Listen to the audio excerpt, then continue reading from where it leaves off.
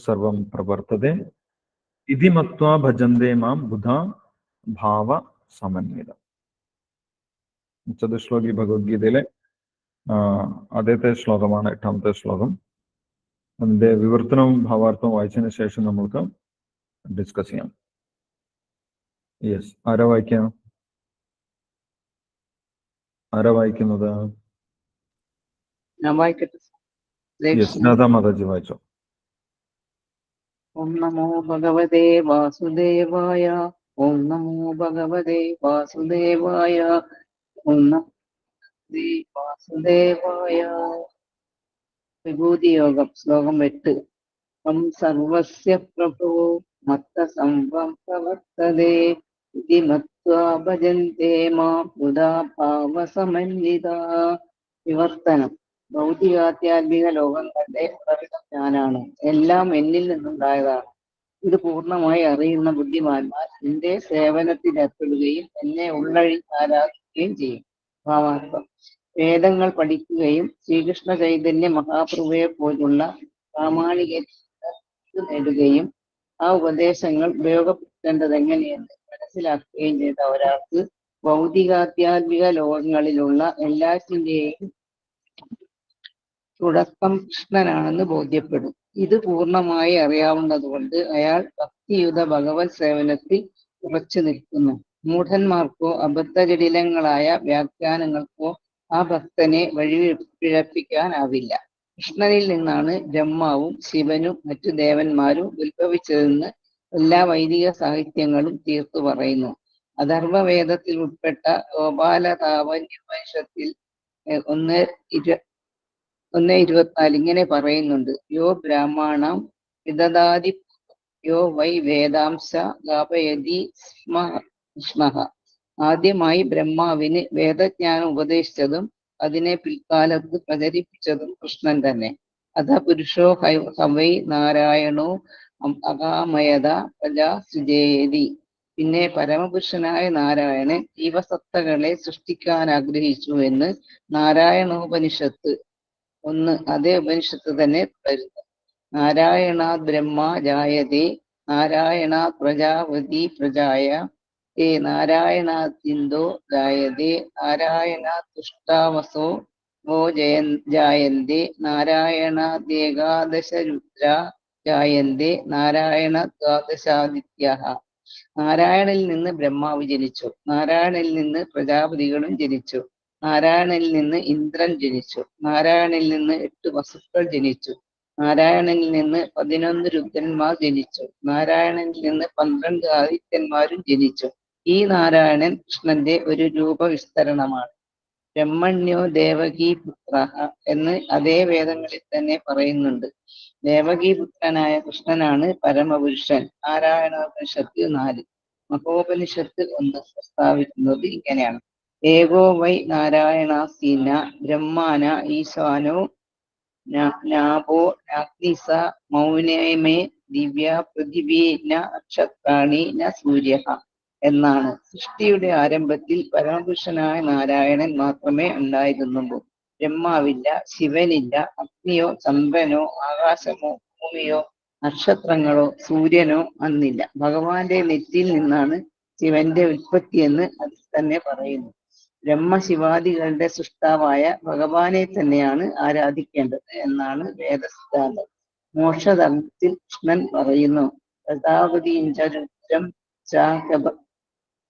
ചാച്യഹമേവ സൃജാമി Y തൗഹി മാം ന വിജാനീതോ മമ മായാ വിമോഹിതോ. പ്രജാപതിയെയും രുദ്രനെയും മറ്റെല്ലാവരെയും ഞാനാണ് സൃഷ്ടിച്ചത്. എന്റെ മായാശക്തിയിൽ മോഹിതരാകയാൽ ഞാനാണ് അവരുടെ സൃഷ്ടാവെന്ന് അവർക്കറിയില്ല. വരാഹപുരാണത്തിലും പ്രകാരം പറയുന്നുണ്ട്: നാരായണ പരോദേവ തസ്മാജാതശ്ചതുർമുഖഃ തസ്മാദുദ്രോ ഭവത്തേവ സജ സർവജ്ഞതാംഗതഃ.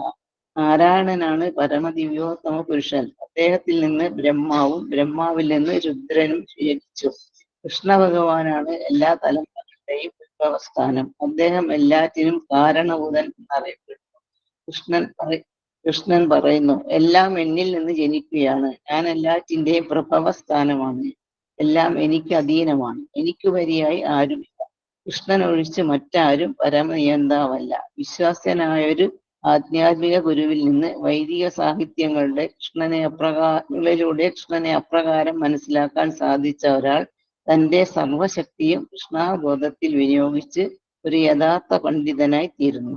ആ ഭക്തനോട് താരതമ്യപ്പെടുത്തി നോക്കിയാൽ കൃഷ്ണനെ ശരിയായി അറിയാത്തവർ കേവലം മൂഢന്മാരാണ്. ഒരു വിഡ്ഢി മാത്രമേ കൃഷ്ണനെ സാധാരണ മനുഷ്യനായി കരുതൂ. ഭഗവത്ഗീതയുടെ ആധികാരികങ്ങളല്ലാത്ത ഭാഷ്യങ്ങളെയും വ്യാഖ്യാനങ്ങളെയുമെല്ലാം കൃഷ്ണാബോധമുള്ളവർ തള്ളിക്കളയണം. അവർ വിഡ്ഢികളാൽ ഭ്രമിക്കപ്പെടാതെ നിശ്ചയദാർഢ്യത്തോടെ കൃഷ്ണാബോധത്തിൽ മുഴുകണം. ഹരേ കൃഷ്ണ. ഹരേ കൃഷ്ണ. Thank you Radhamataji. ഹരേ കൃഷ്ണ. ഇവിടെ സാധാരണഗതിയിൽ ആളുകൾ പറയാറുണ്ട്, ഈ ഹരേ കൃഷ്ണക്കാരൻ എല്ലാം കൃഷ്ണനാണ് എന്ന് പറഞ്ഞ് നടക്കുന്ന ആൾക്കാരാണ്, അതുകൊണ്ട് ഞങ്ങൾ അവരെ അംഗീകരിക്കുന്നില്ല എന്ന് പറയും. അല്ല, എല്ലാം കൃഷ്ണനാണ് എന്നാണ് അവര് പറയുന്നത്. അപ്പം നമ്മൾക്ക് ഇവിടെ വായിക്കുമ്പോൾ മനസ്സിലാക്കാൻ സാധിക്കും, ശ്രീലപ്രഭുപാദര് വേദസാഹിത്യങ്ങളിൽ നിന്നും അതിന്റെ രഹസ്യഭാഗങ്ങളിൽ നിന്നെല്ലാം ഈ ഹരേ കൃഷ്ണക്കാർ പറയുന്നത് വളരെ കറക്റ്റാണ് എന്നുള്ളതിനുള്ള തെളിവുകൾ ഇവിടെ പറയുന്നുണ്ട്. ഒരുപാട് തെളിവുകൾ നമ്മൾക്കിവിടെ കാണാൻ സാധിക്കും. അപ്പൊ ഇത് വെറുതെ ഹരേ കൃഷ്ണക്കാർ പറയുന്നതല്ല, എല്ലാം കൃഷ്ണനാണ് എന്നുള്ള കാര്യം. അത് ഭഗവത്ഗീതയിൽ പറഞ്ഞിട്ടുള്ള കാര്യമാണ്. അത് അവര് ജസ്റ്റ് റിപ്പീറ്റ് ചെയ്യുന്നു മാത്രമേ അല്ലേ. ഹരേ കൃഷ്ണക്കാർ അത് അതേപടി പറയുന്നു. അത് ഭഗവത്ഗീതയിൽ മാത്രമല്ല, മറ്റു വേദങ്ങളിലും പുരാണങ്ങളിലും ആചാര്യന്മാരാലും ഒക്കെ പറയപ്പെട്ടിട്ടുള്ളതാണ് എന്നുള്ളത് കാര്യം ഇവിടെ ഭാവാർത്ഥത്തിൽ ശ്രീലപ്രഭുപാദര് സമർത്ഥിക്കുന്നുണ്ട്. ഇത് ഭഗവാൻ തന്നെ നേരിട്ട് നമ്മളോട് പറയുകയും ചെയ്യുന്നുണ്ട്. അപ്പൊ ഭഗവാൻ പറയുന്ന സമയത്ത് രണ്ട് പ്രതികരണം ഉണ്ടാകും, ആളുകളിൽ രണ്ട് തരത്തിലുള്ള പ്രതികരണം ഉണ്ടാകും. കാരണം എന്താണ്? രണ്ട് തരത്തിലുള്ള സ്വഭാവത്തിലുള്ള ആളുകളാണ് ഈ ലോകത്തിലുള്ളത് എന്ന് ഭഗവാൻ പറയുന്നത് അല്ലെ. ദൈവ ആസുരമേവച്ച. ദൈവ സ്വഭാവം അല്ലെങ്കിൽ ദൈവിക സ്വഭാവം എന്ന് പറഞ്ഞു കഴിഞ്ഞാൽ വേദങ്ങളിൽ പറഞ്ഞിട്ടുള്ള കാര്യങ്ങൾ അതേപടി സ്വീകരിക്കുന്നവരാണ്, അംഗീകരിക്കുന്നവരാണ്. അവർക്ക് ഭഗവാൻ ശ്രീകൃഷ്ണനാണ് പരമപുരുഷൻ എന്ന് പറയുന്ന സമയത്ത് അവർ വളരെ ആനന്ദത്തോടുകൂടി സന്തോഷത്തോടുകൂടി ആ സത്യം അംഗീകരിക്കും, സ്വീകരിക്കും. പക്ഷെ ആസുരിക സ്വഭാവമുള്ളവർക്ക് ഇത് കേൾക്കുന്ന സമയത്ത് വലിയ ഇറിറ്റേഷനാണ് ഉണ്ടാകുന്നത്. കാരണം എന്താണ്? അവർ വിചാരിക്കുന്നത് ഞാൻ തന്നെയാണ് ഈശ്വരൻ അല്ലെ, ഞാൻ തന്നെയാണ് ഈശ്വരൻ എന്നാണ് അവര് വിചാരിക്കുന്നത്. ഈശ്വരോഹം അഹം ഭോഗി, ഞാൻ തന്നെ ഈശ്വരൻ എന്ന് പറയുന്ന സമയത്ത്, എന്ന് വിചാരിച്ചിരിക്കുന്ന സമയത്ത് കൃഷ്ണനാണ് ഈശ്വരൻ എന്ന് പറയുന്ന സമയത്ത്, കേൾക്കുന്ന സമയത്ത് അവർക്ക് വലിയ ബുദ്ധിമുട്ടുണ്ടാകും. അവർക്ക് ഈ ഭഗവാന്റെ വാക്കുകളെ അതേപടി അംഗീകരിക്കാൻ സാധിക്കില്ല. പക്ഷെ ആർക്കാണോ ഈ ഭഗവാന്റെ വാക്കുകൾ അംഗീകരിക്കാൻ സാധിക്കുന്നത്, അവർ വലിയ ഭാഗ്യശാലികളാണ് അല്ലെ. ഭഗവാനെ അംഗീകരിക്കുന്നത് കൊണ്ട് തന്നെ അവരുടെ എല്ലാവിധ പാപങ്ങളും ഇല്ലാതാകുമെന്നാണ് പറയുന്നത്. ഭാഗവതത്തിൽ നമ്മൾ കഴിഞ്ഞ ദിവസം വായിച്ചു, ചില ആളുകൾ അവരുടെ പാപകർമ്മം കൊണ്ട് നരകത്തിലേക്ക് പോകേണ്ടി വരാറുണ്ട്, യമദൂതന്മാർ അവരുടെ മുന്നിൽ പ്രത്യക്ഷപ്പെടാറുണ്ട് എന്നുള്ള കാര്യം. പക്ഷെ ഭഗവാനെ അംഗീകരിക്കുന്ന ഒരു വ്യക്തിക്ക് ഒരിക്കലും പിന്നെ നരകലോകങ്ങളിലേക്ക് പോകേണ്ട ആവശ്യമില്ല. അവരുടെ ഭക്തി പൂർണ്ണമായില്ലെങ്കിൽ പോലും ഭഗവാനെ കുറിച്ച് മനസ്സിലാക്കിയത് കൊണ്ട് മാത്രം അവർക്ക് നരകീയ ലോകങ്ങളിലേക്ക് പോകേണ്ട ആവശ്യമില്ല. അവർക്ക് ഉയർന്ന ലോകങ്ങളിലേക്ക് പോകാം. ഉയർന്ന ലോകങ്ങളിൽ നിന്ന് പോയി അവരുടെ പുണ്യം തീരുന്ന സമയത്ത്, തിരിച്ചു വരുന്ന സമയത്ത് മനുഷ്യനായിട്ട് തന്നെ അവർക്ക് ജന്മം കിട്ടും. അതാണ് ഭഗവാൻ ശ്രീകൃഷ്ണനെ മനസ്സിലാക്കിയാലുള്ള വലിയ നേട്ടം. സ്വൽപമപ്യസ്യ ധർമ്മസ്യ ത്രായതേ മഹതോ ഭയാദ് എന്ന് ഭഗവാൻ പറയുന്നുണ്ട്. 2ാമത്തെ അധ്യായത്തിൽ നമ്മൾ വായിച്ചു. ഭഗവാനെ മനസ്സിലാക്കുന്നതിന്റെ നേട്ടം, വലിയ നേട്ടം എന്താണ്? ഭഗവാനെ കുറിച്ചുള്ള ഈ സത്യം, ഭഗവാനാണ് എല്ലാറ്റിന്റെയും ഉറവിടം. അഹം സർവസ്യ പ്രഭവോ മത്ത സർവം പ്രവർത്തതേ.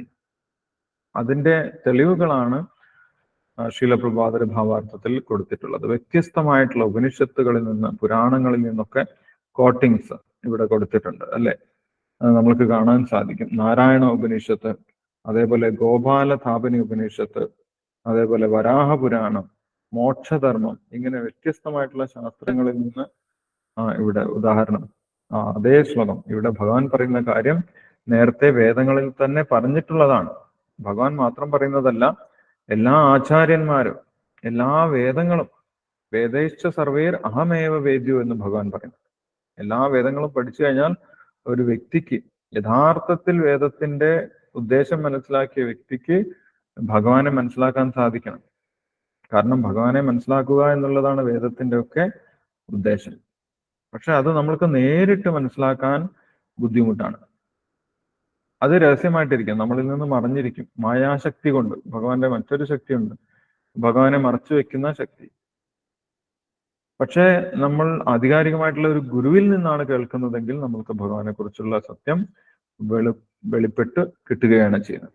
ആ ഗുരുവാണ് നമ്മുടെ അജ്ഞത ഇല്ലാതാക്കുന്നത്. ഓം അജ്ഞാനതിമിരാന്തസ്യ ജ്ഞാനാഞ്ജന ശലാഖയ ചക്ഷുരുന്മീലിതം യേന തസ്മൈ ശ്രീ ഗുരവേ നമ എന്ന് നമ്മൾ പറയാറുണ്ട്. നമ്മൾ ഗുരുവിനെ സ്തുതിക്കാറുണ്ട്. നമ്മുടെ കണ്ണ് തുറക്കണമെങ്കിൽ ഗുരുവിന്റെ സഹായം ആവശ്യമാണ്. അല്ലാതെ നമ്മൾ നേരിട്ട് വേദങ്ങൾ പോയി വായിച്ചു കഴിഞ്ഞാൽ നമ്മൾക്ക് ഈ സത്യം വെളിപ്പെട്ട് കിട്ടുകയില്ല. അതുകൊണ്ടാണ് ഭഗവാൻ പറഞ്ഞത് ഗുരു പരമ്പരയിലൂടെ മാത്രമേ നമ്മൾക്ക് ഭഗവാനെ കുറിച്ചുള്ള സത്യം മനസ്സിലാക്കാൻ സാധിക്കുകയുള്ളൂ. ഏവം പരമ്പരാ പ്രാപ്തം എന്ന് ഭഗവാൻ പറഞ്ഞിട്ടുണ്ട്. ഇവിടെ ഭാവാർത്ഥത്തിന്റെ ആദ്യത്തിൽ ശ്രീല പ്രഭാതർ പറയുന്നത്,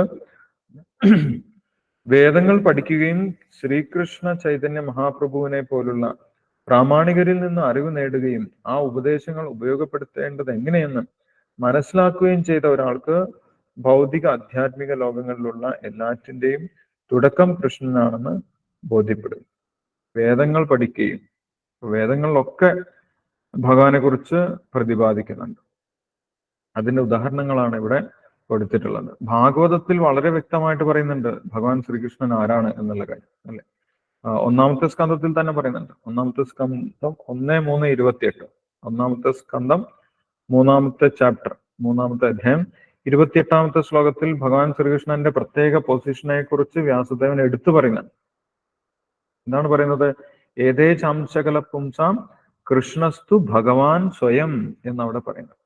ഭഗവാൻ ശ്രീകൃഷ്ണൻ ഒരു സാധാരണ വ്യക്തിയല്ല, സ്വയം ഭഗവാനാണ് ശ്രീകൃഷ്ണൻ എന്ന് പറയുന്നത്. സ്വയം ഭഗവാൻ, അദ്ദേഹം അവതാരം പോലും അല്ല എന്നാണ് പറയുന്നത്. ഭഗവാൻ ശ്രീകൃഷ്ണനെ അവതാരമായിട്ട് പോലും നമ്മൾ മനസ്സിലാക്കുന്നത് മിസ്റ്റേക്കാണ്.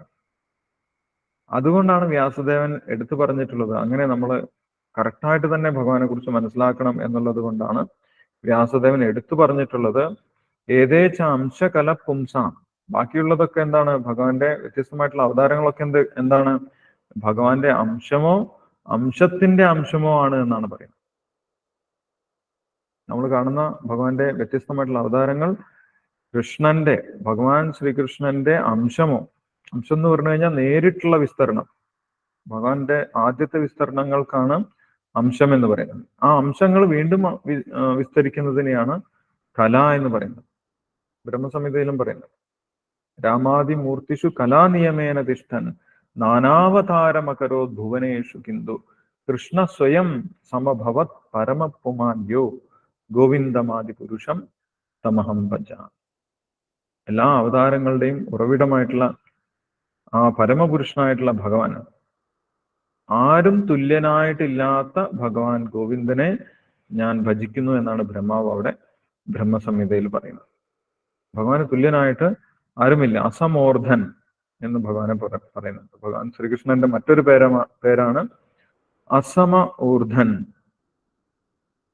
ഭഗവാന് തുല്യനായിട്ട് ആരുമില്ല, അതുകൊണ്ട് അസമ എന്ന് പറയും. സമനായിട്ട് ആരുമില്ല. അസമ ഊർധൻ. ഊർധൻ എന്ന് പറഞ്ഞു കഴിഞ്ഞാൽ ഭഗവാൻ ഉപരിയായിട്ടും ആരുമില്ല. അങ്ങനെ ഒരൊറ്റ വ്യക്തി മാത്രമേ ഉള്ളൂ. അങ്ങനെ ഒരേ ഒരു വ്യക്തി മാത്രമേ ഉള്ളൂ. അതുകൊണ്ടാണ് ശ്രീ ചൈതന്യ മഹാപ്രഭുവിൽ നിന്ന് നമ്മൾ കേൾക്കണം എന്നിവിടെ ശ്രീലപ്രഭാതർ പറയുന്നത്. ശ്രീ ചൈതന്യ മഹാപ്രഭു ഭഗവാൻ തന്നെയാണ്. ശ്രീ ചൈതന്യ മഹാപ്രഭു എന്താണ് പറയുന്നത്? ഏകലേ ഈശ്വര കൃഷ്ണ. ഒരേ ഒരു ഈശ്വരൻ മാത്രമേ ഉള്ളൂ. അതാരാണ്? കൃഷ്ണനാണ്. ഏകലേ ഈശ്വര കൃഷ്ണ അരസഭ ഭൃത്യ. ബാക്കി എല്ലാവരും ഭഗവാന്റെ സഹായികളാണ് എന്നാണ് പറയുന്നത്. അങ്ങനെ ആചാര്യന്മാരിൽ നിന്ന് കേട്ടാൽ മാത്രമേ നമ്മൾക്ക് ഭഗവാന്റെ പൊസിഷൻ മനസ്സിലാക്കാൻ സാധിക്കുകയുള്ളൂ. ആചാര്യവാൻ പുരുഷോ വേദ. വേദങ്ങളുടെ ലക്ഷ്യം മനസ്സിലാക്കുന്നത് ഒരു ആചാര്യന്റെ സഹായത്തോടു കൂടിയാണ്, അല്ലെ? ഇപ്പൊ ശ്രീലപ്രഭാതർ ഏറ്റവും ഉന്നതനായിട്ടുള്ള ആചാര്യനാണ്. ശ്രീലപ്രഭാതർ പറഞ്ഞു തരുന്നതുകൊണ്ട് നമ്മൾക്ക് വളരെ വ്യക്തമായിട്ട് സൂര്യപ്രകാശത്തിൽ കാണാൻ സാധിക്കുന്ന പോലെ വളരെ വ്യക്തമായിട്ട് മനസ്സിലാക്കാൻ സാധിക്കും. അതേപോലെ എല്ലാ ആചാര്യന്മാരും, ശ്രീലപ്രഭാതർ മാത്രമല്ല, ശ്രീലപ്രഭാതർ തന്നെ മറ്റാചാര്യന്മാരെ കോട്ട് ചെയ്ത് പറയുന്നുണ്ട്. മറ്റാചാര്യന്മാർ പറഞ്ഞിട്ടുള്ള കാര്യങ്ങൾ ശ്രീലപ്രഭാതരെ എടുത്ത് പറയുന്നുണ്ട്. നമ്മൾ ഗീതാമഹാത്മ്യത്തിൽ വായിച്ചു. എന്താണ് ശങ്കരാചാര്യർ പറയുന്നത്? ശങ്കരാചാര്യരും ഭഗവാൻ ശ്രീകൃഷ്ണനാണ് പരമപുരുഷൻ, ഒരേ ഒരു ഈശ്വരൻ എന്നുള്ള കാര്യം പറയുന്നത്. ഏകോ എന്താണ് പറയുന്നത്? നമ്മൾ വായിച്ചു അവസാനത്തെ ശ്ലോകം. ഏകം ശാസ്ത്രം. യെസ്. ഏകം ശാസ്ത്രം ദേവകീപുത്ര ഗീതം. ഏകോ ദേവോ ദേവകീപുത്ര ഏവ. ഏകോ മന്ത്ര തസ്യ നാമാനി യാനി. കർമാപ്യേകം തസ്യ ദേവസ്യ സേവ. ഏകോ ദേവോ ദേവകീപുത്ര ഏവ. ആ പരമപുരുഷൻ വേദങ്ങളിലൊക്കെ പരമപുരുഷനെ കുറിച്ചാണ് പറയുന്നത്. ഏകോ ബഹൂനാം യോ വിദദാതി കാമാൻ എന്ന് വേദത്തിൽ പറഞ്ഞിട്ടുണ്ട്. ഒരേ ഒരു പരമപുരുഷനാണ് എല്ലാ ജീവജാലങ്ങളെയും സംരക്ഷിക്കുന്നത്, എല്ലാ ജീവജാലങ്ങളുടെയും ആഗ്രഹങ്ങൾ നിറവേറ്റുന്ന പരമപുരുഷൻ ഒരേ ഒരു വ്യക്തിയാണെന്ന് വേദത്തിൽ വളരെ കൃത്യമായിട്ട് പറയുന്നു. എന്താണ്? ഏകോ ബഹൂനാം യോ വിദധാതി കാമാൻ. ആ ഏകനായിട്ടുള്ള ഈശ്വരൻ ഭഗവാൻ ശ്രീകൃഷ്ണനാണെന്ന് ശങ്കരാചാര്യർ പറയുന്നു, രാമാനുജാചാര്യർ പറയുന്നു, മധ്വാചാര്യർ പറയുന്നു, അല്ലെ? വേദങ്ങളിലൊക്കെ പറയുന്നു. ബ്രഹ്മാവ് പറയുന്നു. ബ്രഹ്മാവ് ബ്രഹ്മസംഹിതയിൽ പറയുന്നു. എന്താണ്? ഈശ്വര പരമകൃഷ്ണ സച്ചിദാനന്ദ വിഗ്രഹ അനാദിരാദിർ ഗോവിന്ദ സർവകാരണ കാരണം. ഈശ്വര പരമകൃഷ്ണ. വ്യത്യസ്തമായിട്ടുള്ള ഈശ്വരന്മാരുണ്ട്. ഈശ്വരൻ എന്ന് പറഞ്ഞു കഴിഞ്ഞാൽ നിയന്ത്രിക്കുന്നവൻ എന്നാണ് അർത്ഥം, നിയന്ത്രിക്കുന്ന ശക്തിയുള്ളവൻ. അപ്പൊ നമ്മളും ചെറിയൊരു ഈശ്വരനാണെന്ന് പ്രഭാതർ പറയുന്നു. നമ്മൾക്കും ചെറിയൊരു നിയന്ത്രണ ശക്തി നമ്മുടെ വീട്ടിലൊക്കെ നമ്മൾ നിയന്ത്രിക്കാറുണ്ട്. ഇന്ന് അതുപോലെ ചെയ്യണം, ഇതുപോലെ ചെയ്യണം എന്നൊക്കെ പറഞ്ഞ് നമ്മൾ നിയന്ത്രിക്കാറുണ്ട്. അപ്പൊ നമ്മൾ ചെറിയ കുട്ടി ഈശ്വരന്മാരാണ്. അപ്പൊ അങ്ങനെയുള്ള ഈശ്വരന്മാരിൽ വെച്ച് ഈശ്വര പരമമായിട്ടുള്ള ഈശ്വരൻ, അതിനുപരിയായിട്ട് ആരുമില്ലാത്ത ഈശ്വരൻ ആരാണ്? ഭഗവാൻ ശ്രീകൃഷ്ണൻ തന്നെയാണ്. ഈശ്വര പരമകൃഷ്ണ സച്ചിദാനന്ദ വിഗ്രഹ. അദ്ദേഹത്തിന്റെ രൂപം എന്താണ്? സച്ചിദാനന്ദമാണ്. അനാദിരാദിർ ഗോവിന്ദ സർവകാരണ കാരണം. അനാദി, അദ്ദേഹത്തിന് ഒരു തുടക്കമില്ല. അദ്ദേഹം സ്വരാടാണ്. അദ്ദേഹം തുടക്കമില്ലാത്തവനാണ്. ആദി, അദ്ദേഹമാണ് എല്ലാറ്റിന്റെയും ആദി, എല്ലാറ്റിന്റെയും തുടക്കം അദ്ദേഹമാണ്. ഗോവിന്ദ, ഗോവിന്ദനാണ്. അദ്ദേഹത്തിന്റെ പേര് ഗോവിന്ദൻ എന്നാണ്. അനാദിരാദിർ ഗോവിന്ദ കാരണം. കാരണത്തിന്റെയും കാരണമാണ് ഭഗവാൻ ശ്രീകൃഷ്ണൻ എന്ന് പറയുന്നത്. ഈ മുഴുവൻ ഭൗതിക പ്രപഞ്ചത്തിനെ നമ്മൾ എടുത്തു നോക്കിക്കഴിഞ്ഞാൽ മുഴുവൻ ഭൗതിക പ്രപഞ്ചത്തിന്റെ കാരണം എന്താണ്? മഹാവിഷ്ണുവാണ് കാരണം എന്ന് നമുക്ക് കാണാൻ സാധിക്കും. കാരണാർണവജലേ ഭജതിസ്മയോഗ നിദ്രാമനന്ത ജഗദണ്ഡ സർവമപൂപ ആധാരശക്തിം അവലംബ്യ പരാംസുമൂർത്തിം ഗോവിന്ദമാദിപുരുഷം തമഹം ഭജാമി. അല്ലെ? എല്ലാറ്റിന്റെയും ഈ ഭൗതിക പ്രപഞ്ചത്തിന്റെ മുഴുവൻ കാരണമായിട്ടിരിക്കുന്നത് കാരണോദക സമുദ്രത്തിൽ ശയിക്കുന്ന മഹാവിഷ്ണുവാണ്. ആ മഹാവിഷ്ണുവിന്റെയും കാരണമാരാണ്? ഭഗവാൻ ശ്രീകൃഷ്ണനാണ്. അല്ല, അതും എടുത്തു പറയുന്നുണ്ട്. യസ്യേക നിശ്വസിത കാലമധാവലംബ്യ ജീവന്തി ലോമ വിലജാ ജഗദണ്ഡനാഥ വിഷ്ണുർ മഹാൻ സ ഇഹയസ്യ കലാവിശേഷോ ഗോവിന്ദമാദിപുരുഷം തമഹം ഭജാമി. ആ മഹാവിഷ്ണു എന്താണ്? ഭഗവാന്റെ വിസ്തരണത്തിന്റെ വിസ്തരണമാണ്, കലാവിശേഷമാണ് എന്നാണ് ബ്രഹ്മസംഹിതയിൽ പറയുന്നത്. അപ്പൊ നമ്മൾ ആരാധിക്കുന്ന ഭഗവാൻ ശ്രീകൃഷ്ണൻ എന്ന് പറയുന്നത് ഒരു സാധാരണ വ്യക്തിയല്ല. പക്ഷെ നമ്മൾ എങ്ങനെയാണ് കണക്കാക്കുന്നത്? ഒരു ദേവന്മാരിൽ ഒരുവനായിട്ടാണ് നമ്മൾ ഭഗവാൻ ശ്രീകൃഷ്ണനെ കണക്കാക്കുന്നത്. അത് തെറ്റാണ്. ഭഗവാൻ ദേവന്മാരിൽ ഒരു വ്യക്തിയല്ല. അങ്ങനെ കണക്കാക്കുന്ന വ്യക്തികൾ മൂഢന്മാരാണെന്ന് ഭഗവാൻ പറയുന്നുണ്ട്. അവജാനന്തി മാ മൂഢ മാനുഷീം തനുമാശ്രി. ഇത് ഭക്തന്മാർക്ക് മാത്രം മനസ്സിലാക്കാൻ സാധിക്കുന്ന ഒരു രഹസ്യമാണ് എന്നാണ് ഇവിടെ നേരത്തെ ഭഗവാൻ പറഞ്ഞിട്ടുണ്ട്. അശ്രദ്ധദാന പുരുഷ ധർമ്മസ്യാസ്യ പരന്തപ അപ്രാപ്യമാം നിവർത്തന്തേ മൃത്യു സംസാര വർമ്മനി. ഭഗവാനിൽ വിശ്വാസമില്ലാത്തവർ ഈ കാര്യമൊന്നും മനസ്സിലാക്കാൻ സാധിക്കില്ല. ഭഗവാന്റെ കൃപ കൊണ്ടാണ് ഭഗവാന്റെ പൊസിഷൻ നമുക്ക് മനസ്സിലാക്കാൻ സാധിക്കുന്നത്. ഭഗവാൻ പറയുന്നത് അതേപടി നമ്മൾക്ക് അംഗീകരിക്കാൻ സാധിക്കുന്നത് ഭഗവാന്റെ കൃപ കൊണ്ടാണ്. അത് ഇവിടെയും പറയുന്നുണ്ട്. ആർക്കാണ് ഇത് അംഗീകരിക്കാൻ സാധിക്കുന്നത് എന്ന് ഈ ശ്ലോകത്തിൽ പറയുന്നുണ്ട്. 8ാമത്തെ ശ്ലോകത്തിൽ എന്താണ് പറയുന്നത്? അഹം സർവസ്യ പ്രഭവോ മത്ത സർവം പ്രവർത്തതേ ഇതി മത്വാ ഭജന്തേ മാം ബുധാഭാവ സമന്വിത. ബുധ എല്ലാവരും അംഗീകരിക്കില്ല എന്ന് ഭഗവാൻ തന്നെ പറയുന്നുണ്ട്. ആരാണ് അംഗീകരിക്കുന്നത്? ബുധ, യഥാർത്ഥത്തിൽ ബുദ്ധി ഉറച്ചിട്ടുള്ള വ്യക്തി. എങ്ങനെയാണ് ബുദ്ധി ഉറയ്ക്കുന്നത്? ഒരുപാട് ജന്മത്തിലെ പുണ്യപ്രവൃത്തി കൊണ്ടാണ് നമ്മുടെ ആ ബുദ്ധി ഉറച്ചു കിട്ടുന്നത്, ഭഗവാൻ ശ്രീകൃഷ്ണനിൽ ഉറച്ചു കിട്ടുന്നത്. ബഹൂനാം ജന്മനാം അന്തേ ജ്ഞാനവാൻ മാം പ്രപദ്യതേ വാസുദേവ സർവമിതി. ഭഗവാൻ വാസുദേവനാണ് എല്ലാം എന്ന് നമ്മൾ അംഗീകരിക്കണമെങ്കിൽ എത്ര കഴിയണം? ബഹൂനാം ജന്മനാം, ഒരുപാട് ജന്മങ്ങൾ കഴിയണം. അങ്ങനെ പുണ്യമാർജിച്ച് നമ്മുടെ ദോഷങ്ങളൊക്കെ ഇല്ലാതായി, നമ്മുടെ അസൂയൊക്കെ ഇല്ലാതാകുമ്പോഴാണ് നമുക്ക് ഭഗവാൻ ശ്രീകൃഷ്ണനെ പൂർണ്ണമായിട്ട് അംഗീകരിക്കാൻ സാധിക്കുന്നത്.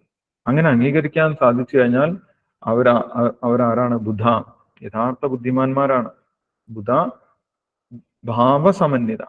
അങ്ങനെ ഭഗവാൻ ശ്രീകൃഷ്ണനെ മനസ്സിലാക്കി കഴിഞ്ഞാൽ അവരെന്ത് ചെയ്യുമെന്നും പറയുന്നുണ്ട്. ഈ ശ്ലോകത്തിൽ തന്നെ പറയുന്നുണ്ട്. ഇതി മത്വാ, ഇത് മനസ്സിലാക്കിയിട്ട്, ഭഗവാൻ ശ്രീകൃഷ്ണനാണ് പരമപുരുഷൻ എന്ന് മനസ്സിലാക്കിയ ബുദ്ധിമാന്മാർ എന്ത് ചെയ്യും? ഭജന്തേ മാം, അവരെന്നെ ഭജിക്കും, അവരെന്നെ സേവിക്കും, അവരെനിക്ക് വേണ്ടി പ്രവർത്തിക്കും, അവരെനിക്ക് വേണ്ടി പ്രവർത്തിക്കാൻ തുടങ്ങും. ഭജിക്കുക എന്ന് പറഞ്ഞു കഴിഞ്ഞാൽ സേവിക്കുക എന്നാണ് അർത്ഥം. സേവനം എന്ന് പറഞ്ഞു കഴിഞ്ഞാൽ പ്രവർത്തനമാണ്, അല്ലെ? ഭഗവാന് വേണ്ടി പ്രവർത്തിക്കണം. അതാണ് ഭജന എന്ന് പറയുന്നത്, ഭഗവാനെ ഭജിക്കുക എന്ന് പറയുന്നത്. അപ്പൊ അങ്ങനെയുള്ള ബുദ്ധിമാന്മാർ ഭഗവാനെ ഭജിക്കും. എങ്ങനെ ഭജിക്കും എന്ന് പറയുന്നു? ഭാവസമന്വിത. ഭാവസമന്വിത, വെറുതെ ഒരു നേരം പോക്കായിട്ട് ഭജിക്കുകയല്ല. അവര് മുഴുവൻ ശക്തിയെടുത്ത്, അല്ലെങ്കിൽ മുഴുവൻ പ്രേമത്തോടുകൂടി, ആത്മാർപ്പണത്തോടുകൂടി അവര് ഭജിക്കും എന്നാണ് പറയുന്നത്. ബുധാഭാവ സമന്വിത. അവര് ബുദ്ധിമാന്മാരാണെന്ന് പറയാൻ കാരണം എന്താണ്? അവർക്കിനി ഈ ഭൗതിക ലോകത്തിലേക്ക്, ദുഃഖപൂർണമായിട്ടുള്ള ഭൗതിക ലോകത്തിലേക്ക് തിരിച്ചു വരേണ്ട ആവശ്യമില്ല. അവർ ബുദ്ധിമാന്മാരാണ്, അവർ തിരിച്ചു പോകും.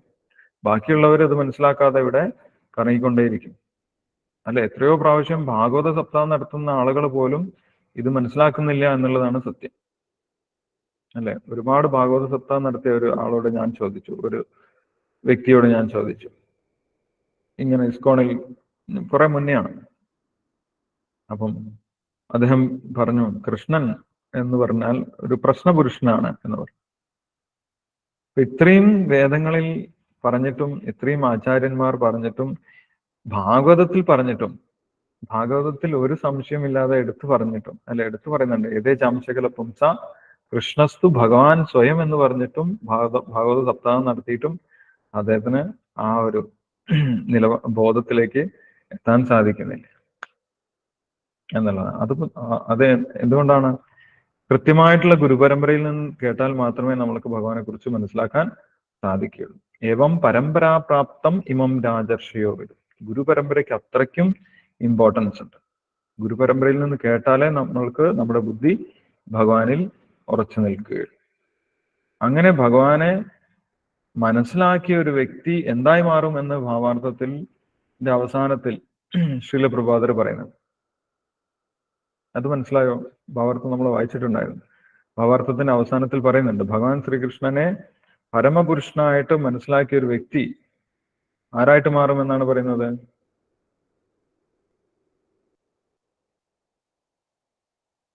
ആർക്കെങ്കിലും മനസ്സിലായോ? ബുദ്ധിമാൻ. യെസ്, ബുദ്ധിമാൻ എന്ന ശ്ലോകത്തിൽ പറഞ്ഞു. ഭാവാർത്ഥത്തിന്റെ അവസാനത്തിൽ ശ്രീ പ്രഭാതർ എന്താണ് പറയുന്നത്?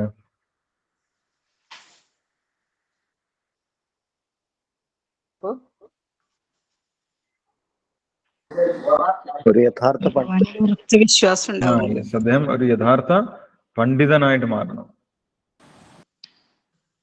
അദ്ദേഹം എല്ലാം മനസ്സിലാക്കിയ ഒരു വ്യക്തിയായിട്ട് മാറുന്നു. ചൈതന്യ മഹാപ്രഭു പറയുന്നത്, അദ്ദേഹം ഒരു ഗുരുവായിട്ട് മാറുന്നു എന്നാണ് പറയുന്നത്. അദ്ദേഹം ഒരു ഗുരുവായിട്ട് മാറുന്നു എന്ന് പറയുന്നു. അപ്പൊ ആരാണോ കൃഷ്ണതത്വം മനസ്സിലാക്കുന്നത് ആ വ്യക്തി സ്വാഭാവികമായിട്ടും ഒരു ഗുരുവായിട്ട് മാറുമെന്നാണ് പറയുന്നത്. ചൈതന്യ മഹാപ്രഭു പറയുന്നുണ്ട്, യോ കൃഷ്ണതത്വവേത്ത സേ ഗുരു ഹയ എന്ന് പറയുന്നു. ആരാണോ കൃഷ്ണതത്വം മനസ്സിലാക്കിയിട്ടുള്ളത് ആ വ്യക്തിയാണ് യഥാർത്ഥ ഗുരു എന്ന് പറയും. കൃഷ്ണതത്വം മനസ്സിലാക്കാതെ നമ്മൾക്ക് യഥാർത്ഥ ഗുരുവാകാൻ സാധിക്കില്ല. കാരണം എന്താണ്? വേദങ്ങൾ മുഴുവൻ ഭഗവാൻ ശ്രീകൃഷ്ണനെ മനസ്സിലാക്കുന്നതിന് വേണ്ടിയിട്ടുള്ളതാണ്. ആ ഭഗവാൻ ശ്രീകൃഷ്ണനെ മനസ്സിലാക്കിയിട്ടില്ലെങ്കിൽ വേദങ്ങളുടെ പൊരുൾ നമ്മൾ മനസ്സിലാക്കിയിട്ടില്ല എന്നാണ് അർത്ഥം. വേദങ്ങളുടെ പൊരുൾ മനസ്സിലാക്കാതെ നമ്മൾക്ക് യഥാർത്ഥ ഗുരുവാകാൻ സാധിക്കുകയുമില്ല. അപ്പൊ പരമപുരുഷനായിട്ടുള്ള ശ്രീകൃഷ്ണ ഭഗവാനെ മനസ്സിലാക്കിയാൽ ഒരു വ്യക്തി ഗുരുവായിട്ട് മാറും എന്ന് ചൈതന്യ മഹാപ്രഭു പ്രഖ്യാപിക്കുന്നുണ്ട്. ആ വ്യക്തി ഏത് കുലത്തിൽ ജനിച്ച ആളായാലും കുഴപ്പമില്ല എന്ന് പറയുന്നു. അദ്ദേഹം ബ്രാഹ്മണനാവണമെന്നില്ല, വേദങ്ങൾ പഠിക്കണമെന്നില്ല. അദ്ദേഹം ശുഭജോ ഗുരു, മത്സ്യമാംസങ്ങൾ കഴിക്കുന്ന കുലത്തിൽ നിന്ന് വന്നവനാണെങ്കിൽ പോലും സംസ്കാര പ്രക്രിയയിലൂടെ അദ്ദേഹം ആത്മീയജ്ഞാനം നേടി ഭഗവാൻ ശ്രീകൃഷ്ണന്റെ തത്വം മനസ്സിലാക്കി ആരാധിക്കാൻ തുടങ്ങിയാൽ അദ്ദേഹം ഓട്ടോമാറ്റിക്കായിട്ട് ഗുരുവായിട്ട് മാറുമെന്നാണ് പറയുന്നത്. അപ്പം ഭഗവാൻ ശ്രീകൃഷ്ണനെ മനസ്സിലാക്കുന്നത് അത്രയ്ക്കും ഉന്നതമായിട്ടുള്ള ഒരു കാര്യമാണ്. ശ്രീകൃഷ്ണനെ മനസ്സിലാക്കിയാൽ തന്നെ അദ്ദേഹം ഒരു ഗുരുവാകാൻ യോഗ്യനാണെന്നാണ് ചൈതന്യ മഹാപ്രഭു പറയുന്നത്. ഏറ്റവും ഉന്നതമായിട്ടുള്ള ജ്ഞാനം ആണ് എന്നുള്ള കാര്യം, ഭഗവാൻ ശ്രീകൃഷ്ണനെ കുറിച്ചുള്ള ജ്ഞാനമാണ് ഏറ്റവും ഉന്നതമായിട്ടുള്ള ജ്ഞാനം എന്നും നമ്മൾ നേരത്തെ മനസ്സിലാക്കിയിട്ടുണ്ട്. അപ്പൊ ഭഗവാൻ തന്നെ ഇവിടെ ആ കാര്യം നമ്മൾക്ക് വെളിപ്പെടുത്തി തരികയാണ്. അഹം സർവസ്യ പ്രഭവോ, ഭഗവാൻ ശ്രീകൃഷ്ണനാണ് പരമപുരുഷൻ. അത് ഇസ്കോണിലുള്ള ആളുകൾ, ഹരേകൃഷ്ണക്കാർ വെറുതെ പറയുന്നതല്ല. ഭഗവത്ഗീതയിലും മറ്റു ശാസ്ത്രങ്ങളിലും ആചാര്യന്മാരാലും വളരെ വ്യക്തമായിട്ട് പറഞ്ഞിട്ടുള്ള കാര്യമാണ്. അതുകൊണ്ടാണ് ഹരേകൃഷ്ണക്കാർ അങ്ങനെ പറയുന്നത്. Okay, yes. ഈ ശ്ലോകത്തിൽ എന്തെങ്കിലും സംശയങ്ങൾ ഉണ്ടെങ്കിൽ നമ്മൾക്ക് ഇപ്പോൾ ഡിസ്കസ് ചെയ്യാം. അതിനുശേഷം സമയമുണ്ടെങ്കിൽ നമുക്ക് അടുത്ത ശ്ലോകം വായിക്കാൻ സമയം ഉണ്ടാവില്ല. യെസ്, ഈ ശ്ലോകത്തിൽ എന്തെങ്കിലും സംശയമുണ്ടോ?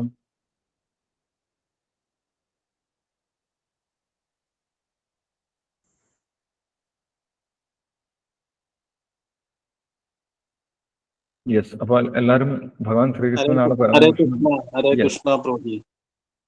യെസ്, ധർമ്മരാജൻ പ്രഭുജി പറഞ്ഞു. പ്രഭുജി, നമുക്ക് ഡൗട്ടൊന്നുമില്ല, ഭഗവാൻ തന്നെയാണ് സുപ്രീം.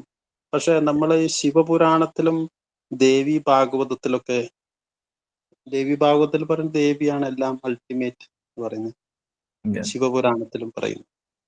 അപ്പൊ അവിടെ ഒരു കൺഫ്യൂഷൻ വരുന്ന ഒരു ഇതാണ്.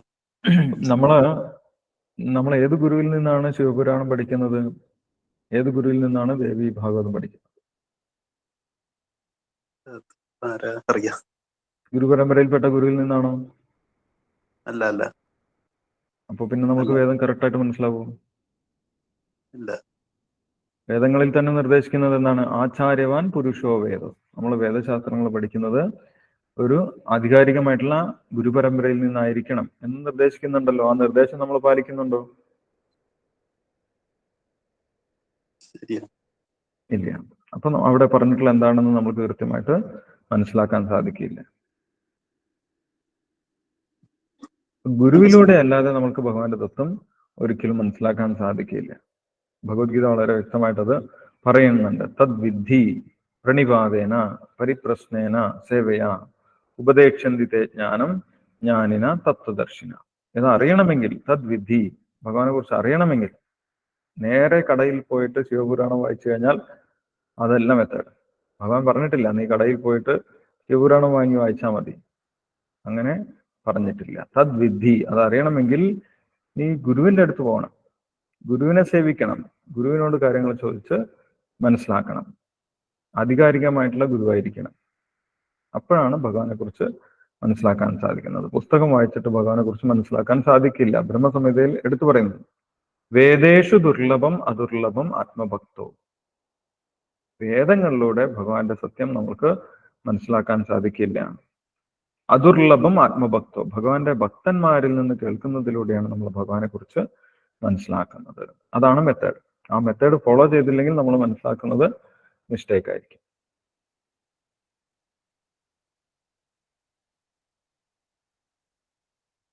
ഹരേ Krishna. Thank you. Hare Krishna. Yes Hare Krishna Prabhu. Yes Ambika Mataji പറഞ്ഞോളൂ. അതായത് ഭഗവാന്റെ നാമം ഈ ഭാഗവത സപ്താഹങ്ങൾ ചെയ്യുന്നവരും ഭാഗവതം വായിച്ച് പറഞ്ഞു കൊടുക്കുന്നവരും എല്ലാ ആളുകളെല്ലാം പറയുന്നത് ഭഗവാന്റെ നാമം തന്നെയാണ്, ഭഗവാന്റെ കാര്യങ്ങൾ തന്നെയാണ്. അപ്പൊ അവർക്ക് ശരിക്കും പറഞ്ഞാൽ ഭഗവാന്റെ ഒരു കൃപ ഉണ്ടാവേണ്ടതല്ലേ? മായ അതായത് ആചാര്യൻ പരമ്പരകളിൽ കൂടെ തന്നെ ആയിരിക്കില്ലേ അവരും പഠിച്ചിട്ടുണ്ടായിരിക്കുക. പക്ഷെ നമുക്ക് പ്രഭുപാദരെ കിട്ടിയതുപോലെ അവർക്ക് ചിലപ്പം അങ്ങനെ കിട്ടിയിട്ടുണ്ടാവില്ല. അവര് അതായത് ആചാര്യന്മാരെന്ന് പറയുമ്പോൾ തന്നെ എല്ലാവരും ഗുരുപരമ്പരകളിൽ കൂടെ പഠിക്കുന്നവർ തന്നെയാണ്. പല ഗുരുക്കന്മാരിൽ കൂടെ പഠിക്കുന്ന കുറെ ആളുകളുണ്ടല്ലോ. അപ്പൊ അവര് അതെങ്ങനെയാ അവർക്ക് നമുക്കിപ്പം അത് തിരിച്ചറിയാൻ സാധിച്ചു എന്ന് പറയുമ്പോൾ നമുക്കതൊരു ഭഗവാന്റെ കരുണയാണ്. പക്ഷെ അവർക്ക് എന്തുകൊണ്ടാണ് അങ്ങനെ സാധിക്കാത്തത് എന്നുള്ളത് ഒരു സംശയം. കാരണം അവര് ഭഗവാനെ തന്നെയാണല്ലോ വായിക്കുന്നതും മനസ്സിലാക്കുന്നതും, അല്ലെങ്കിൽ അവരും ഗുരുക്കന്മാരുടെ കീഴിലൊക്കെ തന്നെയായിരിക്കുമല്ലോ പഠിക്കുന്നുണ്ടായിരിക്കുക. ആ ഗുരു അതായത് എനിക്ക് പറയാൻ പറ്റുന്നില്ല. അതായത് യഥാർത്ഥ ഗുരു ആരാണെന്ന് തിരിച്ചറിയാനുള്ള ഒരു ഭാഗ്യം അല്ലെങ്കിൽ ആ ഒരു കഴിവ് അവർക്ക് എങ്ങനെ ഉണ്ടാവുക എന്നുള്ളതാണ് ഞാൻ ആലോചിക്കുന്നത്. യെസ്, യഥാർത്ഥ ഗുരു ഈശ്വരനെ കാണിച്ചു കൊടുക്കുന്ന വ്യക്തിയാണ്, അല്ലെ? മാതാപിതാ ഗുരുർ ദൈവം. ഈശ്വരനെ കാണിച്ചു കൊടുക്കുന്ന വ്യക്തിയാണ് ഗുരു. ഈശ്വരനെ കാണിച്ചു കൊടുത്തില്ലെങ്കിൽ അദ്ദേഹം യഥാർത്ഥ ഗുരു അല്ല എന്നാണ് അതിന്റെ അർത്ഥം. അപ്പം നമ്മൾക്ക് യഥാർത്ഥ ഗുരുവിനെ കിട്ടുന്നത് പരമാത്മാവിന്റെ നിർദ്ദേശപ്രകാരമാണ്, അല്ല? നമ്മൾക്ക് യഥാർത്ഥത്തിൽ ഭഗവാനെ അറിയണം, അതിനു വേണ്ടിയിട്ടാണ് നമ്മൾ ശാസ്ത്രം പഠിക്കുന്നത്. അങ്ങനെയാണെങ്കിൽ നമ്മൾക്ക് കൃത്യമായിട്ടുള്ള റൂട്ടിൽ എത്തിച്ചേരാൻ സാധിക്കും. പക്ഷെ എല്ലാവരും വേദം പഠിക്കുന്നത് ഈശ്വരതത്വം മനസ്സിലാക്കാൻ വേണ്ടി മാത്രമല്ല. വേദങ്ങൾ പഠിച്ചു കഴിഞ്ഞാൽ മറ്റു ലാഭങ്ങളും ഉണ്ട്, അല്ലെ? വേദങ്ങൾ പഠിച്ചു കഴിഞ്ഞാൽ എന്താണ് ഗുണം? അതുകൊണ്ട് നമ്മൾക്ക് എളുപ്പത്തിൽ ജീവിക്കാൻ സാധിക്കും ഈ ലോകത്ത്. ഭോഗൈശ്വര്യ പ്രസക്താനാം തയ അപഹൃത ചേതസാം വ്യവസായാത്മിക ബുദ്ധി സമാധോ ന വിധീയത എന്ന് ഭഗവാൻ പറയുന്നുണ്ട്. വേദങ്ങൾ നമ്മൾ ഭോഗൈശ്വര്യങ്ങൾക്ക് വേണ്ടി ഉപയോഗിച്ചു കഴിഞ്ഞാൽ, അല്ലെങ്കിൽ ജീവിതത്തിന് വേണ്ടി ഉപയോഗിച്ചു കഴിഞ്ഞാൽ, ആ വ്യക്തിക്ക് പരമപുരുഷനെ കുറിച്ച് മനസ്സിലാക്കാൻ സാധിക്കില്ല. ഭോഗൈശ്വര്യ പ്രസക്താനാം തയ അപഹൃത ചേതസാം വ്യവസായാത്മിക ബുദ്ധി സമാധോ ന വിധീയത. ആ വ്യക്തിക്ക് യഥാർത്ഥ ബുദ്ധി ലഭിക്കില്ല എന്ന് പറയുന്നത്. അപ്പം ഇത് ആർക്കറിയാം? കൃത്യമായിട്ട് ഭഗവാൻ അറിയാം. എന്തുദ്ദേശം വെച്ചിട്ടാണ് നമ്മൾ വേദം പഠിക്കുന്നത്, അല്ലെങ്കിൽ ഭഗവത്ഗീത പഠിക്കുന്നത്, അല്ലെങ്കിൽ ശാസ്ത്രങ്ങൾ പഠിക്കുന്നത്. ആ ഉദ്ദേശമാണ് അദ്ദേഹത്തിന് സഫലമാകുന്നത്. ഒരു വ്യക്തിക്ക് ഭഗവാനെ അറിയാൻ വേണ്ടിയിട്ടാണ് ആ വ്യക്തി ആഗ്രഹിക്കുന്നതെങ്കിൽ ആ വ്യക്തിക്ക് ഭഗവാനെ അറിയിക്കാനുള്ള എല്ലാ സാഹചര്യവും ഭഗവാൻ ഒരുക്കി കൊടുക്കും. മറ്റെന്തെങ്കിലും ഉദ്ദേശം വെച്ചിട്ടാണ് നമ്മൾ ഇത് ചെയ്യുന്നതെങ്കിൽ നമ്മളിൽ നിന്ന് ഭഗവാൻ മറഞ്ഞു നിൽക്കും. യോഗമായ സമാവൃത നാഹം പ്രകാശ സർവസ്യ. ഭഗവാൻ എല്ലാവർക്കും വെളിപ്പെട്ട് കൊടുക്കുകയില്ല എന്ന് ഭഗവാൻ അവിടെ പറയുന്നുണ്ട്. ആർക്കൊക്കെയാണോ ഭഗവാനെ അറിയേണ്ടത് അവർക്ക് ഭഗവാൻ പ്രകാശിക്കും, അല്ലാത്തവർക്ക് ഭഗവാൻ പ്രകാശിക്കുന്നില്ല എന്നുള്ളതാണ്. ഹരേ കൃഷ്ണ. ഇപ്പം സായിബാബ ട്രസ്റ്റിന്റെ ഒക്കെ കീഴിലുള്ള ആളുകള് ഇപ്പൊ നമ്മള് ചൈതന്യ മഹാപ്രഭുവിനെ വിശ്വസിക്കുന്ന പോലെ ഭഗവാന്റെ അവതാരമാണെന്ന് നമ്മൾ പറയുന്നത് പോലെ അവര് പറയുന്നത് സായിബാബ ഭഗവാന്റെ അവതാരമാണ്, ഭഗവാൻ പറഞ്ഞയച്ച ദൂതനാണ്, അങ്ങനെയൊക്കെയാണ് അവരും വിശ്വസിക്കുന്നത്. പക്ഷെ അവരും പറയുന്നത് ഭഗവാന്റെ കാര്യങ്ങൾ തന്നെ. ഞാനിങ്ങനെ എൻ്റെ ഒരു സുഹൃത്തുമായിട്ട് സംസാരിച്ചപ്പോൾ അവര് സായിബാബ ട്രസ്റ്റിൽ വിശ്വസിക്കുന്ന ആൾക്കാരാണ്. അപ്പം അവര് പറയണത് എന്താ വെച്ചാല് നമ്മൾ പറയുന്ന പോലെ തന്നെ അവര് വിശ്വസിക്കുന്നത് സായിബാബ ഭഗവാനായിട്ട് അവതരിച്ചതാണ്. അവിടെ പല സ്ഥലങ്ങളിലും ഇപ്പൊ ഈവൻ വൃന്ദാവനത്തിൽ പോലും അവിടെ വന്നിട്ട് അത്ഭുത കാര്യങ്ങളൊക്കെ ചെയ്തിട്ടുണ്ട്. ഭഗവാന്റെ അവിടുന്ന് എന്താ ശ്രീമൂലസ്ഥാനോ അങ്ങനെയൊക്കെ എന്തൊക്കെ കുറെ കാരാഗ്രഹത്തിന്റെ കഥകള് അങ്ങനെയൊക്കെ പറയുന്നുണ്ട് അവര്.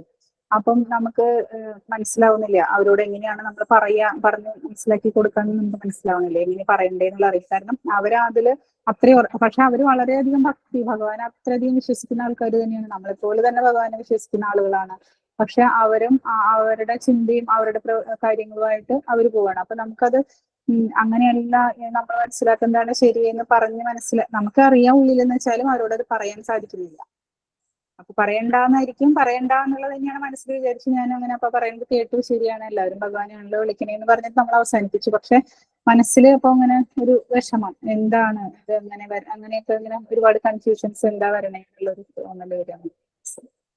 യെസ്, കൺഫ്യൂഷനാണ്. ഈ ഭൗതിക ലോകത്തില് ഭഗവാൻ ശ്രീകൃഷ്ണനെ മനസ്സിലാക്കുന്നത് എളുപ്പമല്ല, അല്ലേ? ത്രിഗുണങ്ങളാൽ മോഹിതരാണ് എല്ലാവരും.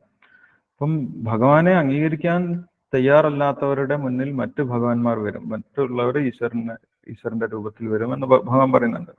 കാമൈസ്തൈസ്തേ ഹൃതജ്ഞാന പ്രപദ്യന്തി അന്യദേവത.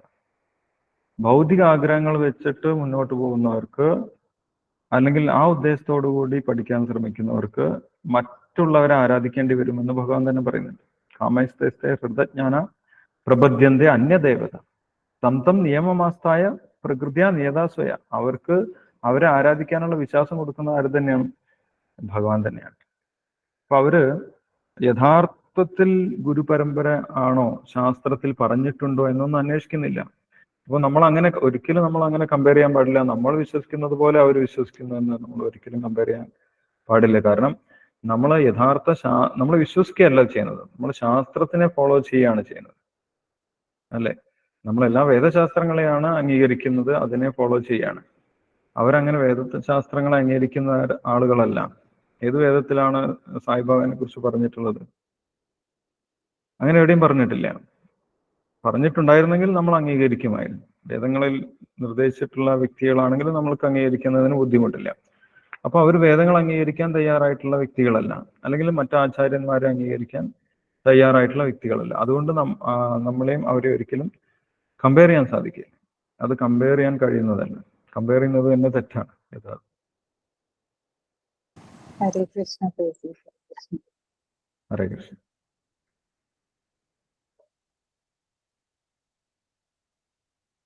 യെസ്. അപ്പൊ നമ്മൾക്ക് ശ്ലോകം ചെല്ലാം. ആരാണ് ചെല്ലുന്നത്?